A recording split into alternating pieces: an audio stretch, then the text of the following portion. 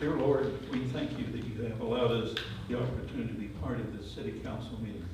We pray, Lord, that you will be at the center of the decisions made, and that we will acknowledge you in all that we do, that you may direct the furtherance of this gathering. Lord, we also pray that all the decisions we make will positively impact our community. We ask that you bless and protect all of our servicemen and women as they protect our country, and that you watch over and protect our first responders, to include our law enforcement officers. In Christ's name we pray. Amen. Amen. Amen. Thank you, Council. Flag of our country. I pledge allegiance to the flag of the United States of America and to the republic for which it stands, one nation, under God, indivisible, with liberty and justice for all. Great state of Texas. Honor the Texas flag. I pledge allegiance to thee, Texas, one state, under God, one and indivisible. Thank you all. All right.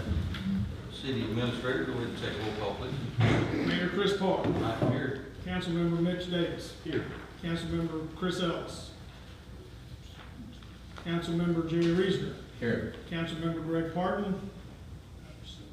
Councilmember Larry Sanders. Here. City Attorney Scott Francis. Here. Roman Forest Police Captain Jeff Campbell. Present, sir. City Engineer Greg Phipps is absent. City Secretary Marie Campbell. Here. City Administrator Scott Castleberry is here. All right. We have a quorum. We can proceed with the regular meeting. We do have one public comment. Mr. Hitt, would you like to come up to the podium, sir? I have a handout, can I do that? Yes, sir, absolutely.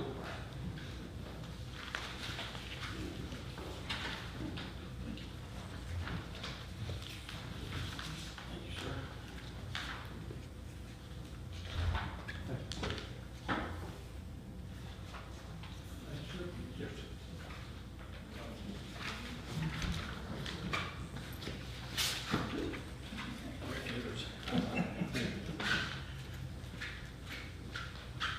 Thank you. My name is Bill Hitt. I reside on Athens Drive. Lived in here for 32 years. So what I'm asking the council and the city administration's help with is to resolve some of the code violations that I've reported. And these are reoccurring. It's like nothing gets done until I report these. And they're the three examples that I've given today that I'm trying to get taken care of that have been ongoing for 30 days. I think 30 days is way too long to not have results on these infractions. These three in particular are vacant lots where the right-of-way in front from the street to the property line are in dire need of mowing. The drainage ditches have weeds on one of them. They're 4 foot tall. I've reported these, and you could go back and look if you have access, Mr. Castleberry, to the violations themselves. These are every year I report these same lots. And all I'm asking is that the city take a look at the ordinance. You have the right to hold those property owners responsible. It specifically spells out consequences. So all I'm asking is do what you enacted to have the right to do. Take action. It shouldn't take 30 days. There's no reason it should take 30 days. And that's my take on it. And I will say one other thing. Is all of you driving in and out of this subdivision, the community, the city, the very first thing you see coming in is what? An overgrown ditch at the corner of Chariot and Roman Forest Boulevard, and that sets the tone for the whole neighborhood. It's trashy. And every one of you are guilty of not calling and saying, hey, we need to get this taken care of. I reported that last year twice. It got taken care of. I reported again today. we've got to hold these people responsible, or take the action in the ordinance that you wrote and voted on to take. And that's my ask. Thank you. Thank you, Mr. Hitt. Go ahead. And I have tried to work with, I've had communications with the chief, with Castleberry, and with the code enforcement officer. And again, 30 days is totally unacceptable. Totally. And then a comment was suggested, or a suggestion was made, that maybe I should get with my neighbors on the one that's a thorn in my side, and send a letter to the property owner. And that's totally unacceptable. Code enforcement does work through chief, but I agree with I've been in that. These are communication. not the only ones in the city, and Yeah. that's a, But we're Long beginning to look conversation. like our neighbors. Thank you. Thank you, Mr. Hitt. Do we have any other? No, sir. Council, we're ready to move on. We have no more public comments. Let's look at our consent agenda items under number 6. Consider and approve the minutes of the regular city council meeting. This meeting was dated, these meetings were dated March 24th, 2025. This was a regular city council meeting. I also want you to look over and review April 9th, 2025. This was a special city council meeting. I'll give you some time on that.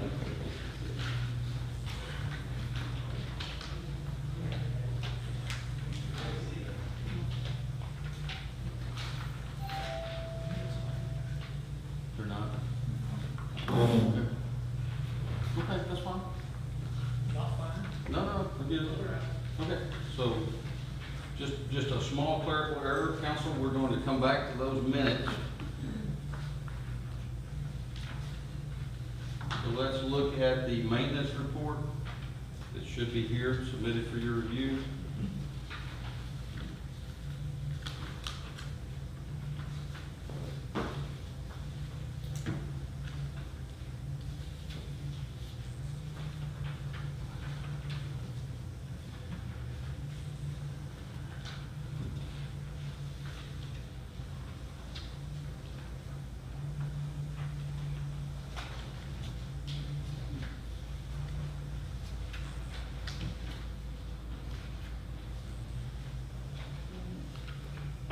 Also under consent agenda items, we have the court report.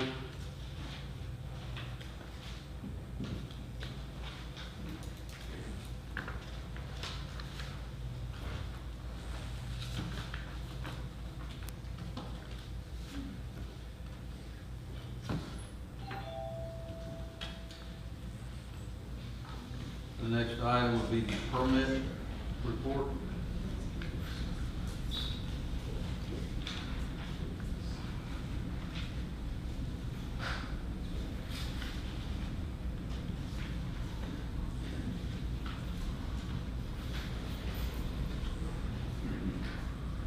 Mr. Driscoll, welcome, sir. Is it too late to ask my line with the speakers first? Yeah, we just finished. We just finished the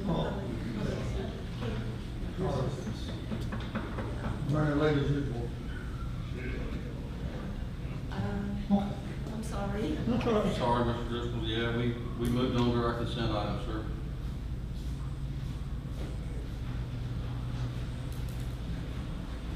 We also in the packet have the financial report. You're up. Yes, ma'am. In the package, y'all have a full cash report for the Wells Fargo, which is the first one, the first two. The next one is a full cash report for tax pool, and then an up-to-date budget expenditure report. For the Wells Fargo, our general fund, for the ending March 2025, we have $110,971.93. And the assets forfeiture, we have $732. And the claim cash on hand for FEMA, this is part of the pool that we paid for, which would be $40,074.75. And then on the COVID local recovery, that's part of the comprehensive plan, so there's a negative of $10,185. On the tax pool side, have, at the end of March 2025, we had $925,568.86.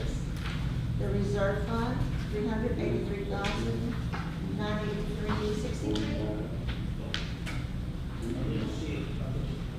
Assets forfeiture, we've got $14,161.32.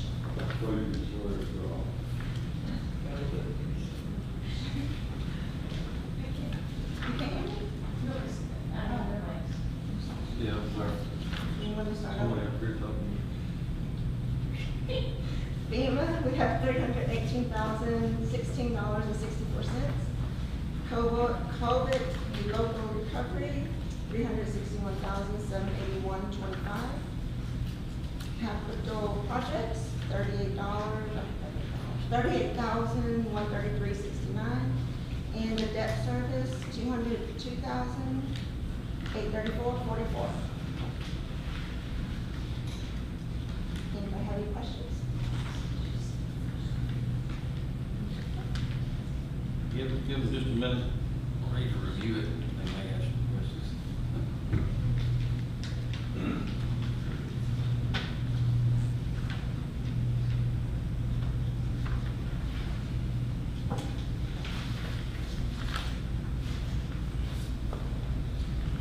Council, any questions on the financial report?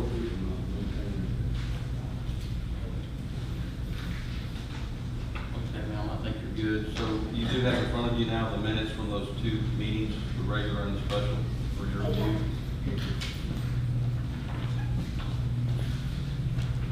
And while we're looking over that, we're going to listen to the city administrator's report.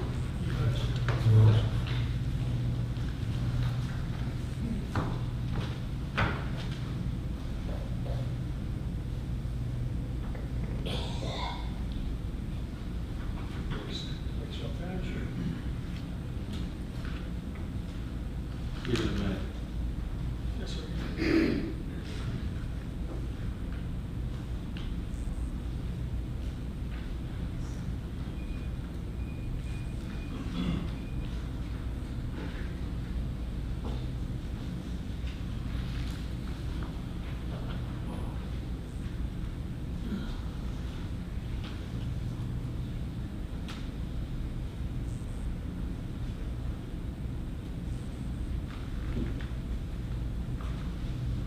All right, sir, you're good. Go ahead and give us that report. We can come back on this other.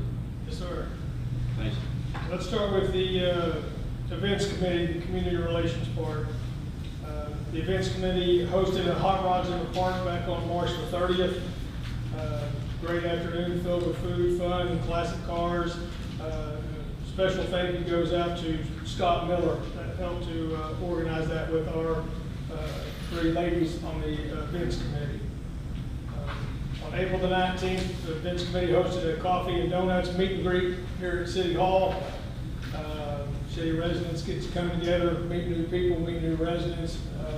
Always a good time for all of the city. April 26th was the bingo day. It's the second one that they've hosted. Due to the large number of participants, the first time they held this event across the street at the Grace Church in the gymnasium.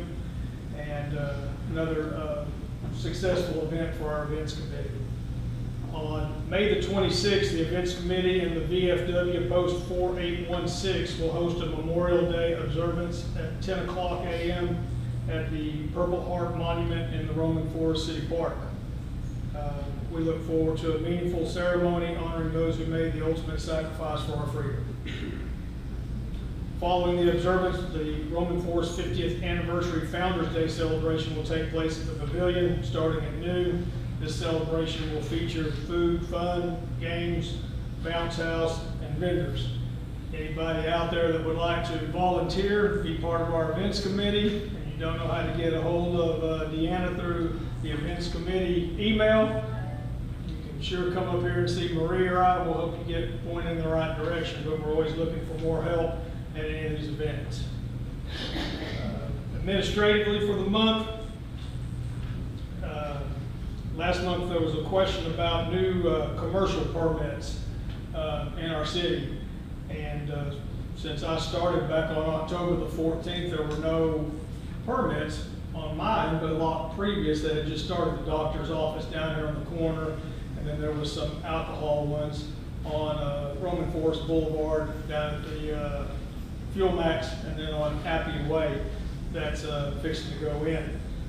Since that time, a TABC request has come in for a third liquor store that will be towards the front of Roman Forest.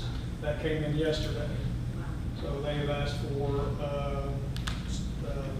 permits to move some things around, and they have applied for their TABC liquor license also. On Tuesday, May the 6th, Baxter Goodman, that's who's doing our comprehensive plan, will meet with the task force committee. That's not a public meeting, it's just for the people that are on the task force, and they're going to give the updates that they have put together since the open house. And then there will be an open house later on in May or early June, and that date has not been made available yet. As soon as it does, we'll make sure we get it on our website. I'll send it out through our email through the city. On March the 20th, city administration, we hosted energy here from 9 to 7, just allowing residents that live on the boulevard that are being asked to give 10-foot of easement. Residents could come in and get questions answered or have their packet signed and notarized. We probably had about 11 that came in that day and got their notarized, probably about 5 or 6 more that came in and asked some questions. All the residents on the boulevard should have their second packet, the 10-foot one, not the 16-foot one. So if you've got questions about that, or if you need your packet notarized, you're welcome to come up here. We've got, I think, 3 notaries at City Hall. We'll be more than happy to notarize that for you and help you get that back to Energy.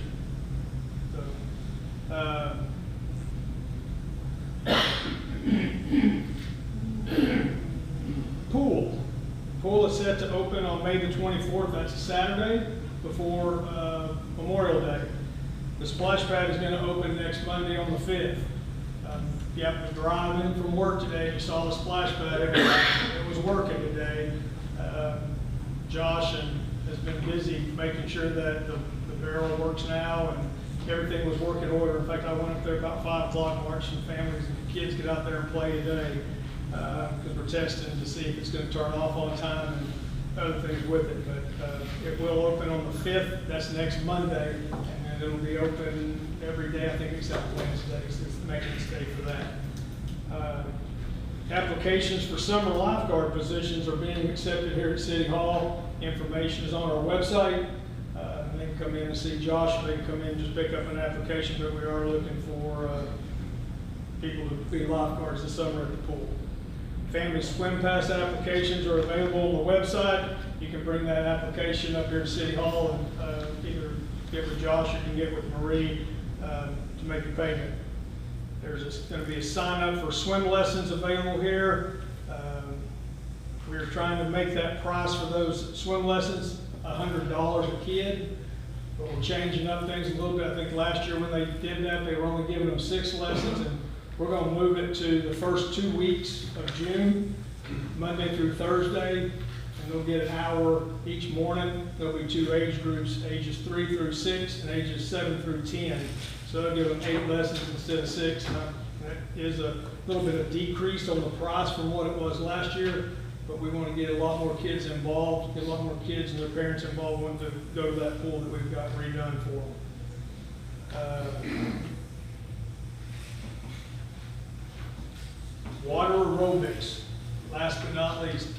Josh asked me just to announce that there will be water aerobics.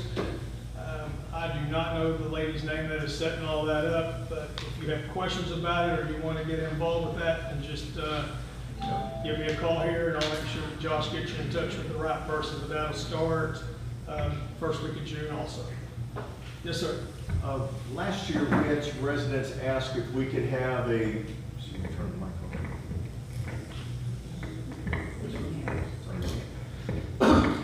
We had some residents ask if we could have kind of an unlifeguard supervised adult swim night where they could practice scuba or something like that if they wanted to and not have to have lifeguards.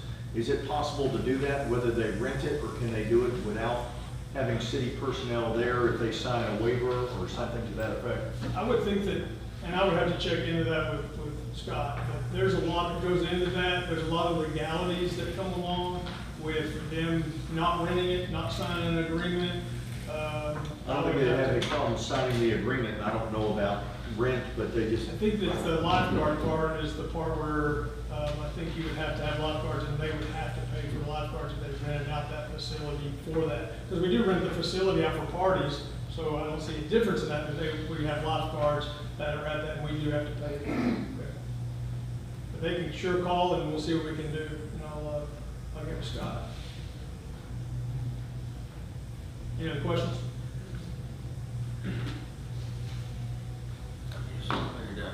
Any other questions for city administrator? Thank you, Scott. All right, and I apologize for the minutes not being there, don't know where they went. We got them pretty quick. Captain, you're up, sir. Police report.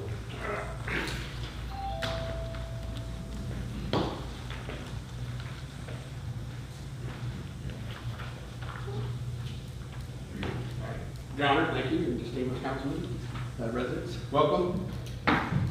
So, Chief Carlisle is on a personal vacation. He hardly ever takes it. He ends up losing a lot of his vacation by the end of the year. He just doesn't take it, he loses it because he puts in so many hours. He did go to Japan, and that was nice because he wasn't the shortest person in the room anymore. That wasn't in here, I could have.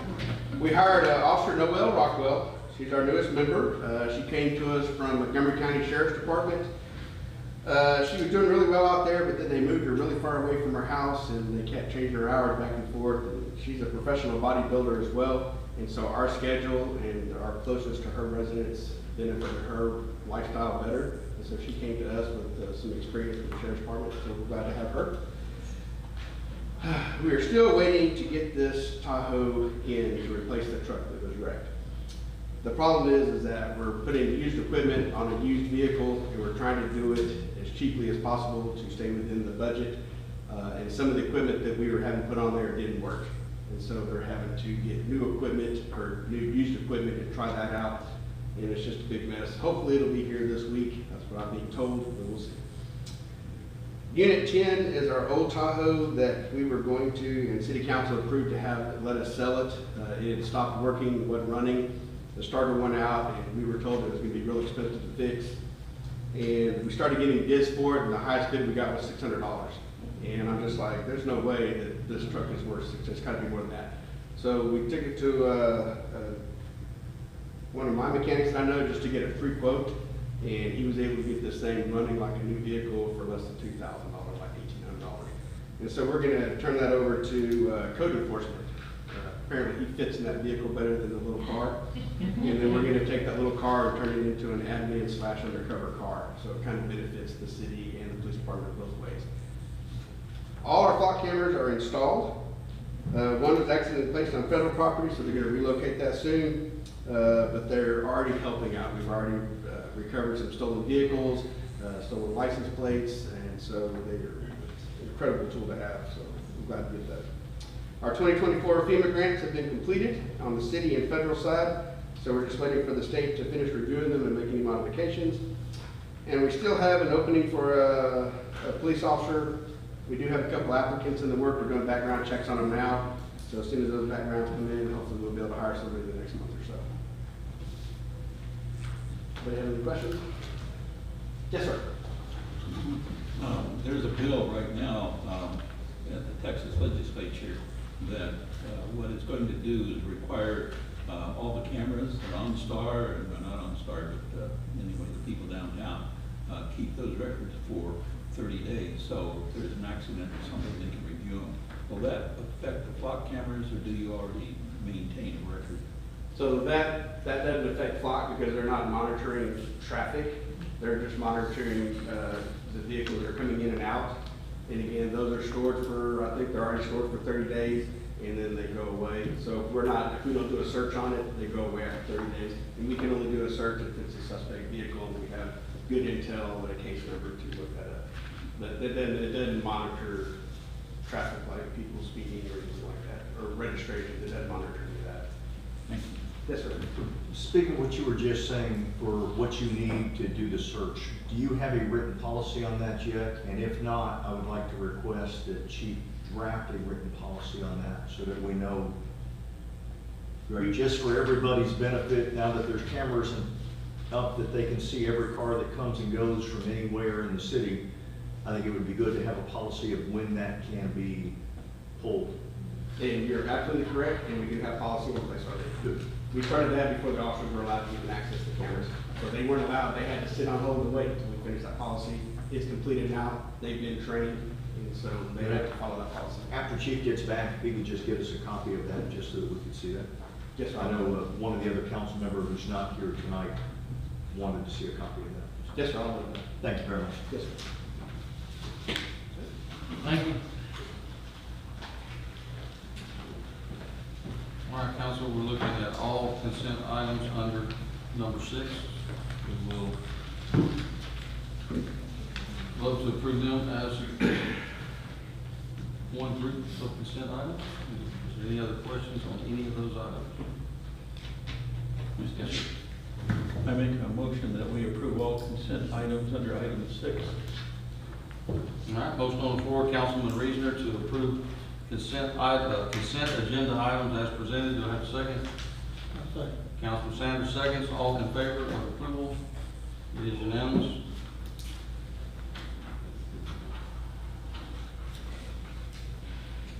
Item 7, this is discuss, consider the status of the following projects. There were no new updates on any of the drainage, road, or development improvements.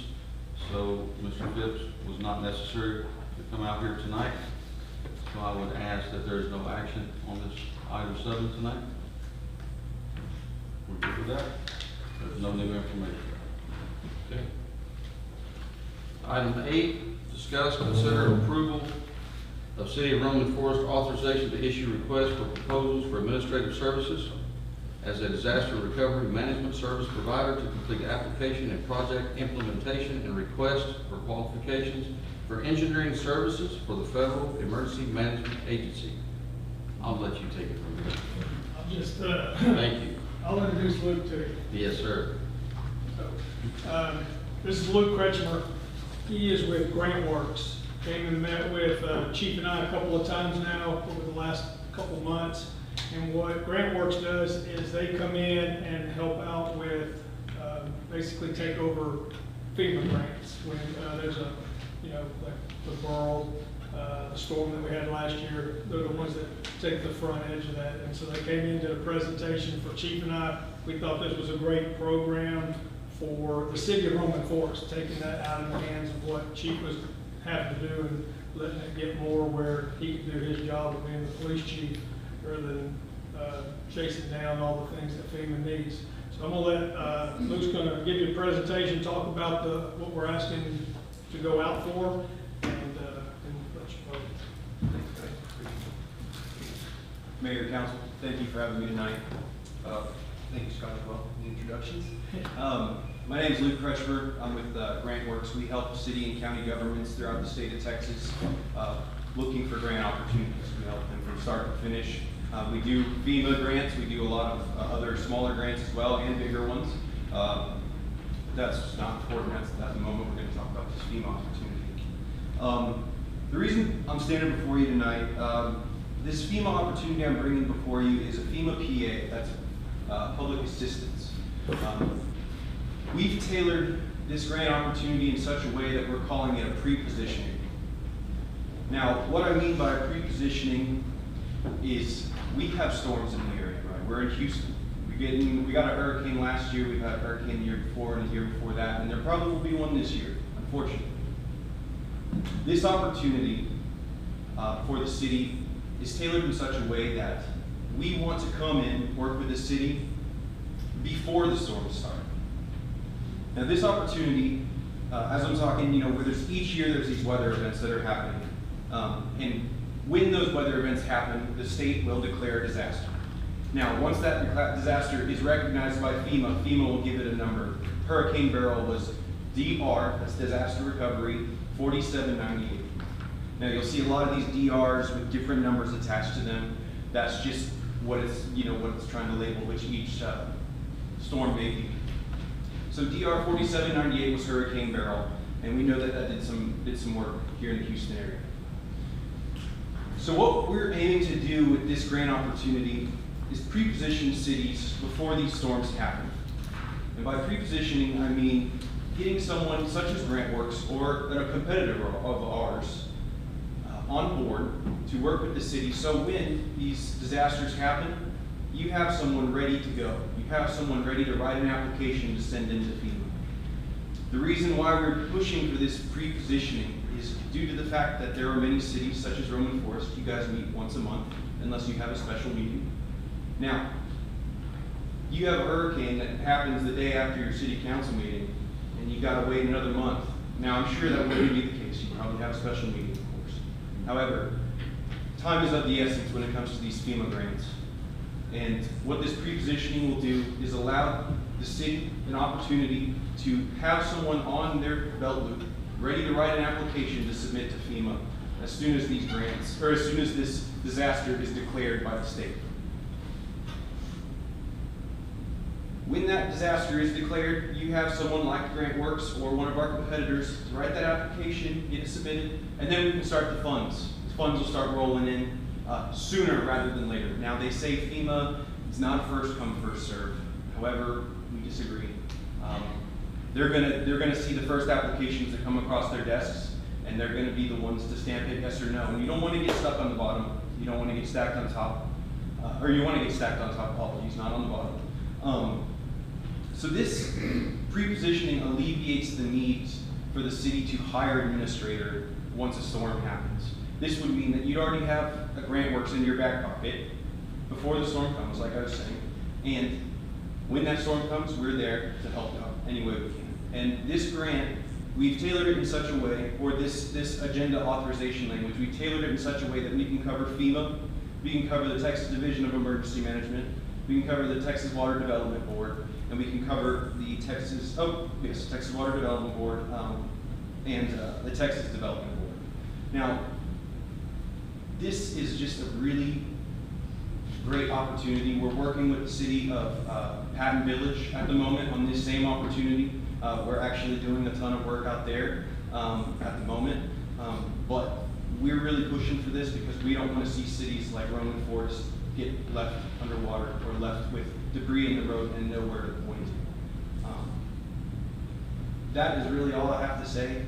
I'm happy to answer questions. Yes, sir. So how does, whether it's you or a competitor, how are you funded? Is that part of the grant, and that you're only paid if the grant is funded, or are you paid in advance? Yes, sir. So yeah, thank you for asking that. Yes, sir. We are not paid until a grant is funded, or until an award is made to the city. Once that award is made, GrantWorks would have a percentage which would be put in our proposal. So you would know before, when you get that money, you would know what cut would go to us or what cut would go to. But is that amount added to the requested grant? Let's just make up a number and say it's $1. So in your grant request, do you request that additional $1 so it doesn't actually take money out of the money required to do the project? No, sir. No, sir.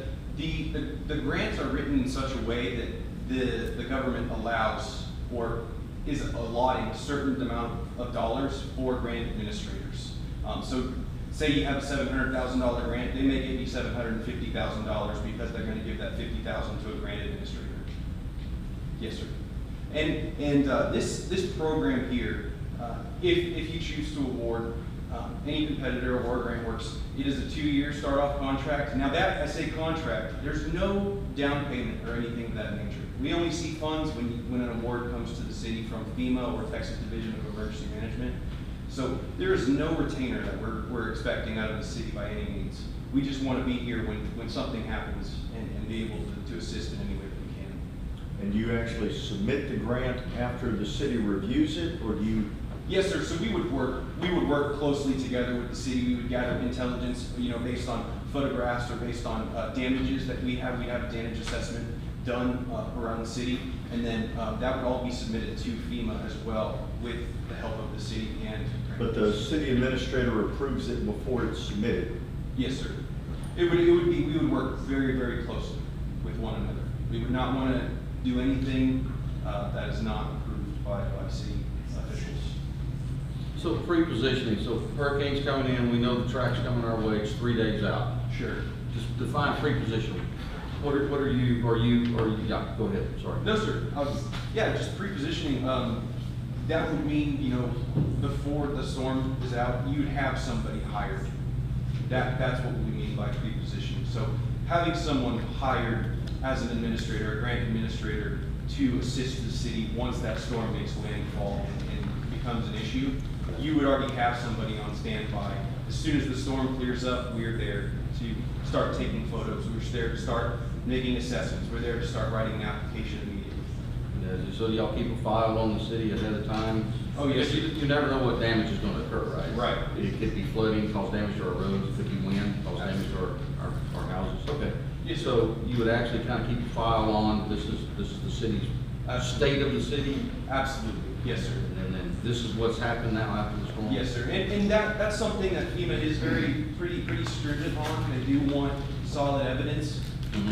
that the funds that are being used correctly. Right. They don't want to, pay for somebody's driveway that's been cracked for 10 years and they're declaring it was storm damage. That's not what they're there for. They're there for fixing roads that have been washed out. They're there for trees that have been laid over on people's homes or on city buildings, things of that nature.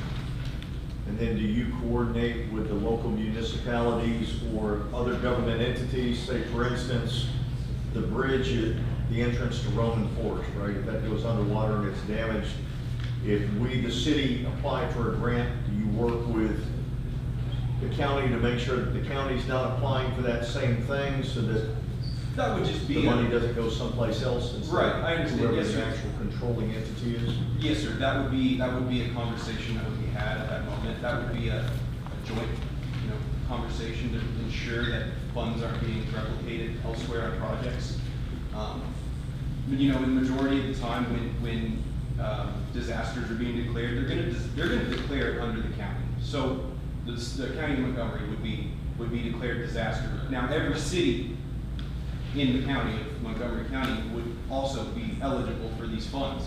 That doesn't necessarily mean that they have the same damage that Roman Forest had, or the same damage that Montgomery had, or whatever it may be. But it would be worked out in such a way that the funds would not be sent to the same place on two separate occasions, if not needed. Yeah, I seen after Beryl, the amount of labor time that was put into getting the paperwork ready. I know, there's a lot. And that's why when he came in and spoke with us, it was great to have somebody that had the expertise in it.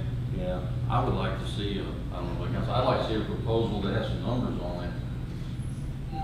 Yes, sir. And that's what this is here. This is just a request for proposal. Yeah. You could deny every proposal you get, if that's how you choose to move No, forward. it would be a great benefit, especially when a hurricane, especially a hurricane. Yes, sir. And tornadoes, so, yeah, I would like to see, I'd like to see a proposal with some numbers, absolutely. Okay. I think it should be a great asset, Scott. Right, what we're asking for tonight is to do, let us send out so other companies, other than just Grant Works, should bid on that. Yeah. And then, whatever comes in, then we would bring it back to council, we would accept one of them, or we would deny them all. Is there a publishing cost to put that on? There are a few, just the charges to Gotta put go it in to a paper. newspaper and things. That would be it. Yes, sir. When grants are applied for, do you apply with one overall grant or multiple grants? Say the bridge washed out, and say your power lines or something like that. Just for instance, you have several items, do you do several grants or just do one overall grant? You could do an application for all those things under one, as long as it's tied to one storm, you would get a lump sum. That's how I understand it, sir. Yes, sir. So it would be, yes, sir, so if a power line was to go down, say your bridge washes out, say culvert washes out in front of City Hall, and now you can't access your City Hall, these can all be written under one application with proof, of course, and then that funding would be taken a look at by FEMA or TDM. Okay, thank you. Yes, sir. Okay. Any other questions for him, council?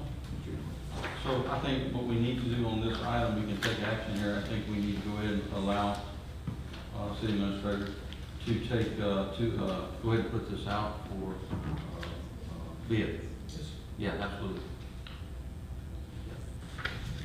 So I need a motion, second, and vote to do I that. make a motion that we allow city administrator to go out for competitive bids on this.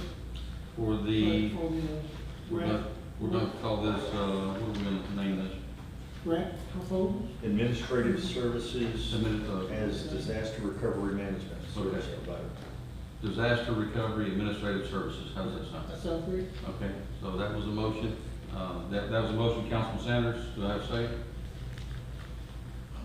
Councilman Reeser, seconds. All in favor of approval? Show it as unanimous. Thank you for the presentation. Thank you, sir. Thank you. Yeah.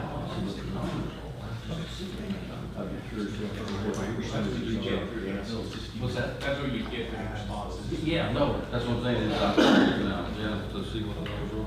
Thank you. Okay, council, moving on to item 9, this is discuss, consider approval of updated change to section 42-107, parking prohibited in these areas. Does that mean you're up again, Kevin?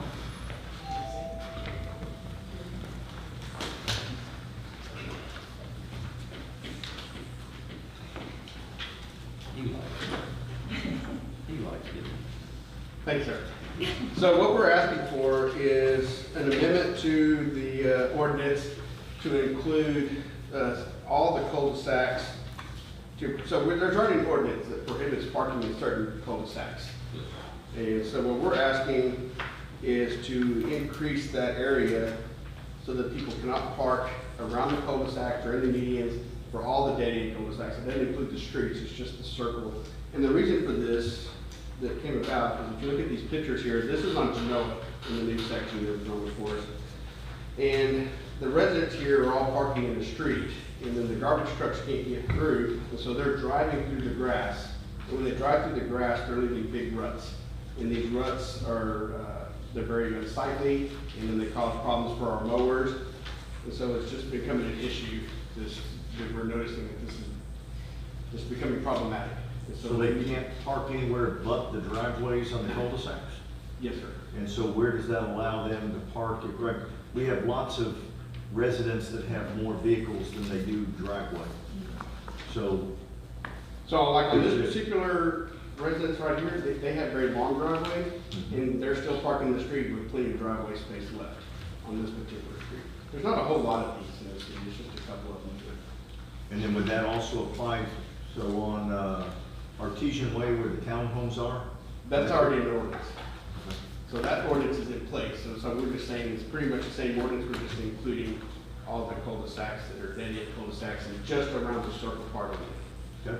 Yeah, I think this is necessary. I experienced this firsthand. Sometimes neighbors, not bad neighbors, but sometimes if they leave their vehicle out, especially on a Friday night, in the garbage truck on Saturday morning, cuts through the middle and just leave, it's just awful. Yeah, with an empty driveway is where I'm going with this, so. Okay. I think this is necessary, so I do hope that y'all go ahead and allow this, this And, amendment. you know, we're considering, like if someone was having a party and they had a bunch of people over that were just there for a few hours, we're not targeting residents like that. We're talking about the people that are always parking out in the street, the residents that live there, parking on the street all the time, blocking the garbage trucks and stuff. Yes. Scott, is the ordinance that we have in front of us, is it marked what's changed? Or how do we know what's actually changed? Yeah, where's Should be marked in yellow. It's black and white. Yeah, mine's not in yellow. Nothing's highlighted and there's nothing that has a line next to it showing an edit or nothing italicized showing an edit. I don't see anywhere to know what is actually changed. Yes, sir. He So I'm added not those, at all opposed to what's being requested. Yes, I'd sir. just like to know that that's all. he that's added being- cul-de-sac on the first page as a definition. Okay. Okay. And then on the second So that's bolded, page, right? letter D is the addition of, or turning circle or cul-de-sac. Okay, and those are the only edits? Yes, sir. I understand. Okay, so I can see where it is. I think it was supposed to be bold. It was supposed to be, yes, sir. Having a, That's okay. Then with that understanding, I would like to make the motion to approve the revised ordinance for on-street parking for related to cul-de-sacs, saying it's only section 42-107, item B as the addition in the definition of cul-de-sac. Okay, motion on the floor, Councilman Davis, to accept updated changes to section 42-107 of the parking prohibited with the defining the changes as discussed in this motion. Do I have a second? I'll second. Councilman Sanders seconds. Any other questions, Council? All in favor of approval? I'm taking your second was your approval? Yeah. All in favor? Show it as unanimous. Thank you, Council. Thank you very much. I have one quick question on this. Should there be a sign being placed up in these cul-de-sacs to, no overnight parking? No on-street parking, not even overnight. I don't know what you think about that. So we were actually talking about that, and of course, there would be some time, like, let people know, we're not just issuing tickets right away. We would give people warnings and notices and let people know because changes made, and give people time to adjust. I can understand that for the residents, but there's gonna be lots of people come in, take visit, and park out there. And- Right, and we're not targeting that. Like, if they're having a birthday party or something, we're not gonna go start ticketing 10 cars and park that at Lincoln because it's some hours. That's not what we're trying to do. We're just trying to protect the property that we own. Okay, so, but if that's something you want to see done, let's, might go ahead and, let's put it up for approval. Yeah, I propose to put some type of signage, it's just a little small, 8.5 by 11 signage on post. Can you get us a count, how many signs will be needed? Yes, sir, I can make that happen. Okay, is that good enough, Councilman? Okay, we'll put that on the next agenda. All right, moving on to item 10, discuss, consider approval of changing the regular city meeting times from 6:30 to 6. yes, sir, we're asking that, whether it's a special meeting or a regular council meeting, that we move all council meetings to 6 o'clock rather than 6:30, so there's no confusion on what time they're starting, especially now that we have live streaming in our city, and it just takes out all the guesswork for people to know it's moving them all to 6 o'clock.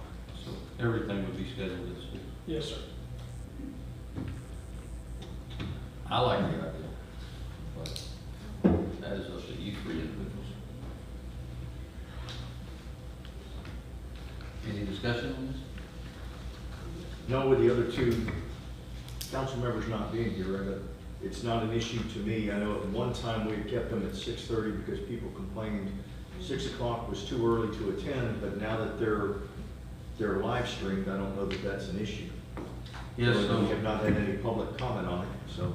not that it's a vote, but one of the councilmen that could not make it, my mayor pro tem tonight, did tell me in a text that he is definitely in favor of moving it till 6. So, not a vote, but that was his indication to me. If no one has any objections, I'll make the motion to approve changing the regular council meetings and special council meetings, town halls and all others to 6 PM unless there's a special reason not to. Motion on the floor, Councilman Davis, to move all future city meetings to the 6 PM start time. I'll second. Second, Councilman Sanders. You might be a little faster over there. All in favor of approval? It is unanimous. Thank you all. I have to change my calendar. All right. Moving on, council, to number 11, discuss, consider approval of moving the May city council meeting from the May 26th slot to the May 19th slot because of the Memorial Day holiday. So why don't you have your calendar? So we would be moving it from May 26th, we would back it up to May 19th.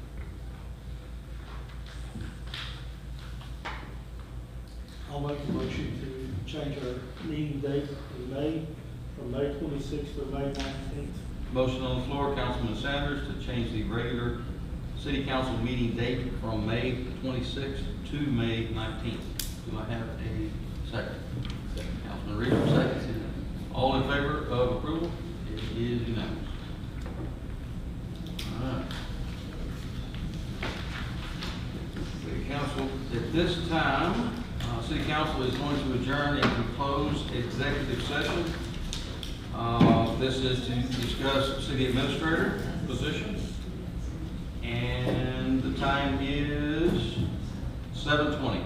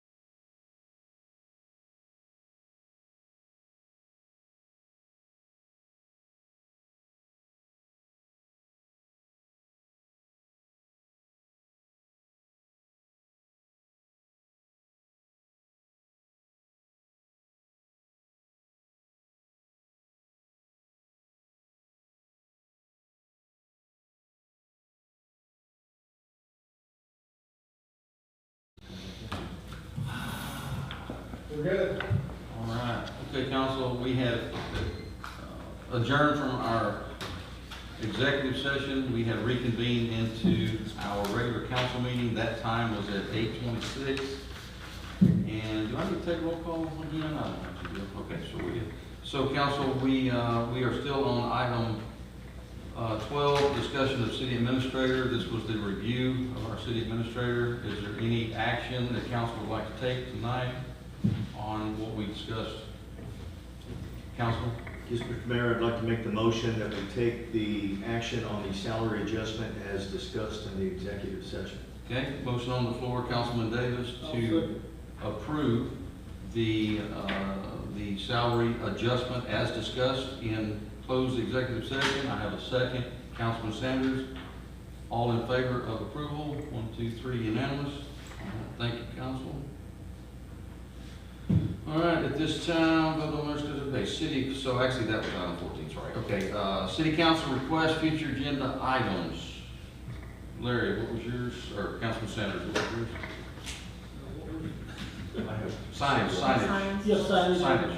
I propose we put a no parking Yeah. sign in the, Esplanade or in the, turn section. Cul-de-sacs. So, Captain Campbell's going to get a count of how many floors. Yep. Councilman Davis, future agenda items? Yes, sir. Get your notepad ready, there'll be a few of them. I would like to get, and I think this is when the city engineers here will go over these, but the update on the city drainage projects that we said the city was gonna handle, the update on the county drainage projects that the county was gonna handle. That's the first part. The second one is I would like to bring back to life the ordinance for the damaged, derelict, or unsafe structures that we tabled a year or so ago. I think that, I know we had talked about doing that with, I had spoken with Chief about he was gonna do that through code enforcement, but in my mind, we don't have a code to enforce other than just goodwill, is that we actually need an ordinance that says a structure can only stay damaged or uninhabitable for so long before action must be taken to make it safe. It was briefly on the police report, but I would like to get an update on the FEMA grants from when FEMA came out 2 months ago to walk with Chief. An update on the clinic. Can we get an update from the developer on, it just says coming soon, but I don't see any progress. Yeah. So are they still moving forward? And They just took off the front doors, the whole facade, how do you say that word? It's not hard. Yeah, and the front of it's gone. Okay. They've taken it down, they're redoing it, the glass is gone. Good, so there's They something, have- but I would like to just get a timeline, if we can, just ask them for their project schedule, when they really think it's gonna open, just so that we can report something to the community. And then, based on the public comments today, if we could get city administrator's proposal on how we're going to address maintaining the ditches of undeveloped lots. So whether there's an adjoining property owner that owns that, and they own the undeveloped lot, and they're just not maintaining it because it's not where their lawn is, or if it's somebody who is not a physical resident in the city. How are we addressing those, whether we're going to do it, or whether we're just gonna take no action, or are we gonna do it and send a bill, or are we gonna do it out of goodwill, or I'd just like to understand your proposal, how we address those. I'm not proposing how we do it, but I would like to understand your plan of how we're gonna move forward on that. You might be able to answer the question, because up until about 3 years ago, the city maintained those. Undeveloped lots. Yeah. And now, but then they stopped about 3 or 4 years ago. Yeah, just because, Was it- yeah, we did, because the amount of work that they had to do. Yeah. And I can see where, And, and the wear and tear that it puts on our stuff. It is. should fall onto the. But you know, as- So under our code enforcement, right, we can again write them a citation Write a citation. and then use that citation money to pay for the maintenance. We don't have to put a lien on the lot, you can actually write them a ticket. And that may be where your idea of writing them a certified letter of return receipt requested, right? That you've got 30 days to bring this into compliance, or you're gonna be cited this amount per day until you do. And at some point, we can do it for them and charge them. Yeah, the only issue there is that lot is in arrears on taxes. That lot may be the property of the school board. Understand, all right, there's gonna be a lot of unique circumstances, but I think we need to have a plan in place of how we're addressing it, so we can at least say we've done something and be consistent. Yep. That's it. That's it. Councilman? Actually, we need to choose a grand marshal at the next one. And so, Oh, for 4th of July. 4th of July, we Yes, we choose a do. grand marshal. Yes, we do. We have the survey has been done at Hubbard Park. I'm going to go over there and take my handy dandy little metal detector, if I can get it working by then, and find out where the tower is. Yeah. And see if I can get an idea of where that old tower and the general layout. Councilman Sanders and I already briefly talked about doing some things over there. Okay. I have a new metal detector. And so, Oh, okay. but anyway, I would like to do a report, because we're gonna have to have, we gotta get this back on the road. The last one goes along, with talking about abandoned buildings. We have at least two I know of here in town that still have tarps on them from Burl. The one is an extenuating case that's, I won't mention the lady's name, but, her husband's a veteran. I'm going to check the Veterans Organization to see if they have anything that could possibly help. I don't know what the issue is, but after.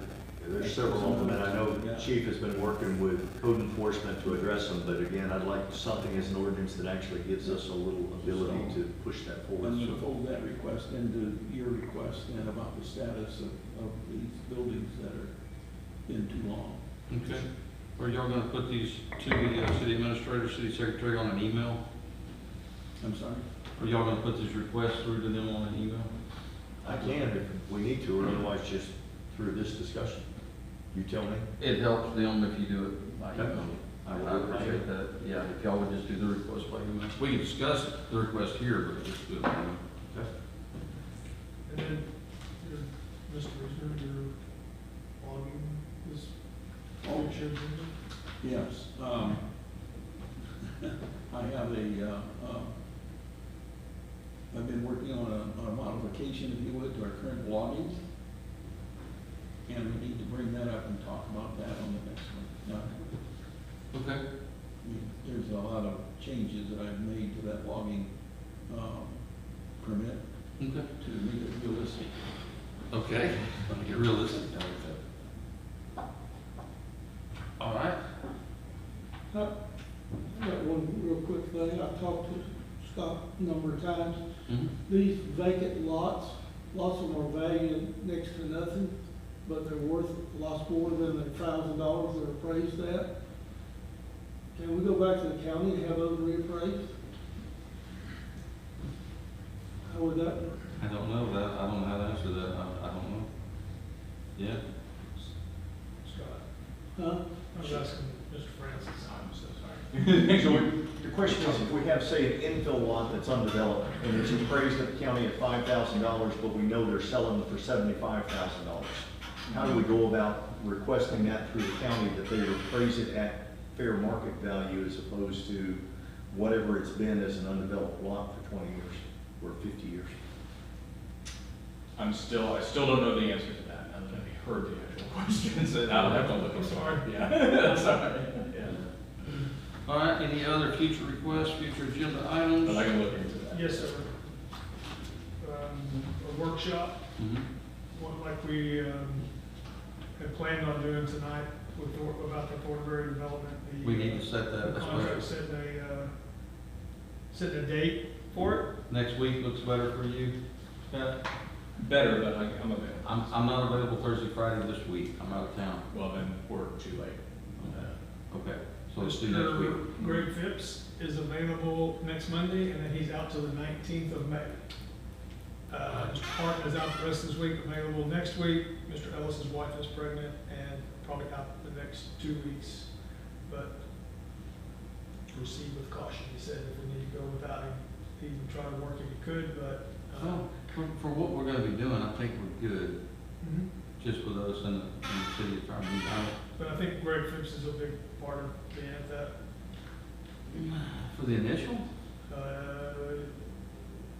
maybe? Can we get his contract review comments? And even if he's not here, if he could just send us his comments of what kind of lessons learned from the first one, like, Yes. as an example, inspections. Right. And I know he had opinions on that, but I'm looking at Scott on that. But yeah, I think, yeah, we could do it that way. But if we set it for next Monday, Cinco de Mayo? is it? Yeah. I mean, I'm back on Monday, I don't go back to work till Tuesday, so I'll be back in the city, so if y'all wanna do it Monday, it's fine. No, I was just I think it's a trying federal to work it holiday. with all those three that weren't here tonight. It's a holiday. Is it? It's not a federal It's holiday. not for a holiday, but it's a holiday. It is some places. It is. But that's fine, let's, Anyway, we just need to set it. we need to set a date. We need to set that date, yeah.